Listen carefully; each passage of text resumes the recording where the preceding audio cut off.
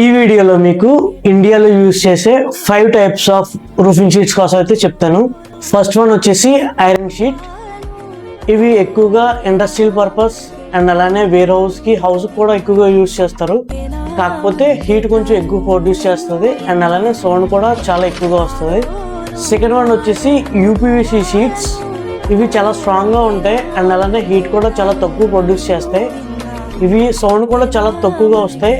ఇంటి ముందు వేసుకునే షెడ్స్కి అయితే పర్వాలేదు, కానీ ఇంటి రూఫింగ్ షీట్స్కి అయితే యూజ్ చేయొద్దు. అండ్ అలానే థర్డ్ వన్ వచ్చేసి పాలికార్బోనేట్ షీట్స్. ఇవి ఎక్కువగా బాల్కనీలోకి కానీ అండ్ అలానే కార్ షెడ్స్ కానీ ఎక్కువగా యూజ్ చేస్తారు. ఇవి మీ ఇంటికి చాలా ప్రీమియం లుక్ అయితే ఇస్తాయి అండ్ అలానే కాస్ట్ కూడా కొంచెం ఎక్కువ. ఫోర్త్ వన్ వచ్చేసి సిమెంట్ షీట్స్. ఇవి చాలా కాస్ట్ ఎఫెక్టివ్, చాలా తక్కువ ప్రైస్ ఉంటాయి అండ్ అలానే ఇవి చాలా వెయిట్ ఎక్కువ ఉంటాయి అండ్ అలానే హీట్ కూడా తక్కువ ప్రొడ్యూస్ చేస్తాయి.